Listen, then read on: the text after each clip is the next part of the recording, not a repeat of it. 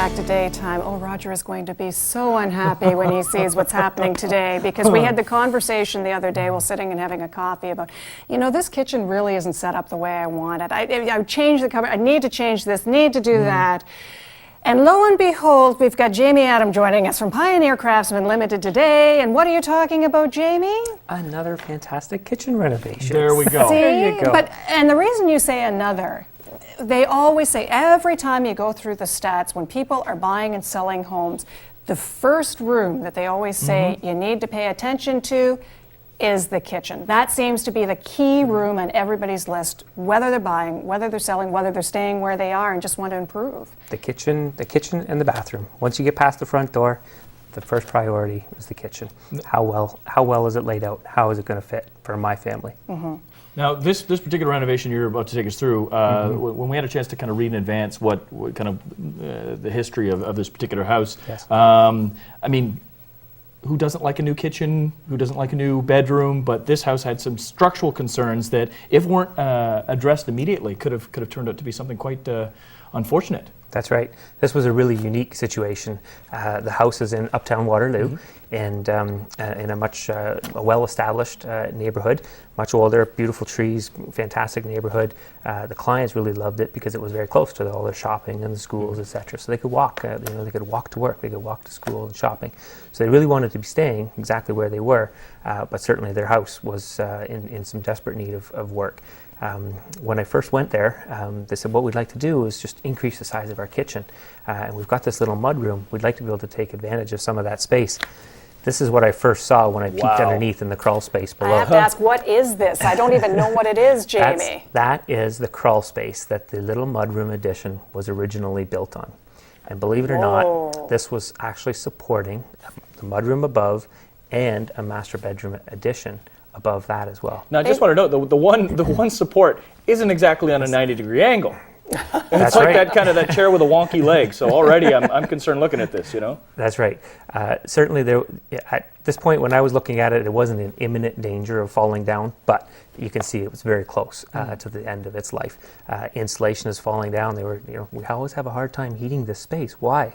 Now we know. That's why. And take a look. The insulation is falling down. There was so much moisture coming up through the crawl space that it was really just a matter of time before this failed. And unfortunately, the master bedroom addition, previous to myself coming in, was built on top of that. So not only did they have the mudroom, but the master bedroom addition, which was going to be in peril as well if we didn't address this.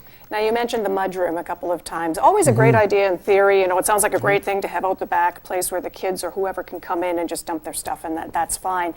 In this case, you really had to take a look, and we're seeing the mudroom now that was on the back of the house. That's right. That's actually the back of the house, and you can see the master bedroom bump out addition that was built up above. This is actually an after picture, so that's what we built outside. Previously, it was a much smaller. That's the before picture there that we're looking at now, and it really was just slapped up, secondhand, not much thought given to it, and unfortunately, somebody went and built on top of that as well. So how do you deal with that then? When you've got this basically new addition that's on top, but this mudroom and everything underneath it that's got to be dealt with, how do you go about doing that? The logistics of that. Mark, now my brain's burning. That's right. Really, that's where the expertise of Pioneer Craftsman really come in. Our lead carpenters were able to just take control of this situation perfectly, expertly, and we got through this without any challenges. I have visions of 6 of your men standing there underneath the brand new bedroom addition, for weeks. But I have an itch. That's right. Holding on to it, but that's quite a dance you've got to do to keep everything intact. It was a really neat procedure that we went through, and what we did is we actually excavated on the outside. We poured some temporary footings. We installed a big steel beam that now supported that second floor, and then we were able to tear down the mudroom and then excavate for our foundation. I like the fact you said poured some temporary footings versus just smacked them up like they did. That was it even pressure treated wood they used originally under the mud? No. Yeah, so of course, ideal for moisture conditions. So we have the actual structural concerns you had to deal with, and then there was the kitchen. that we started off with talking about, they needed changes to the kitchen, so you had to incorporate that into this whole renovation as well. That's right, and that's really what was stemming there, or pushing the client to do this renovation, was the kitchen that wasn't working. And in this picture here, you can see how cramped the kitchen was. You know, no storage space. Everything needed to be kept on top of the countertops. It almost looks like one of those bachelor apartment kitchens, you know, really tiny. Everything's just compressed together. It really was, and believe it or not, I'm actually sitting. When I took that picture, I'm actually sitting at the table that was already included really? as part of that kitchen. So there's nothing else to that kitchen beyond what we see. And this was a family of 4 trying to live in here and function on a daily basis. And that's really where they ate all of their meals. I mean, it automatically reminds me of an apartment-style kitchen. I mean, really, really small, compact, and amazing. But again, this is, and I say it every time you guys come on, this is the advantage of service like you, like Pioneer Craftsman, is that you actually take all these different variables into play and deal with it to code. Which, you know, and again, this could have gone very wrong if put in the wrong hands. It certainly could have. You know, and in case in point is the previous renovation. I mean, it was just a matter of time before something bad happened. That's right, yeah. Wow. Too many times people just don't pay enough attention to building it properly from the foundation. It really all starts right there, and if it's not, the proper attention isn't paid to at that point, it's bound to fail.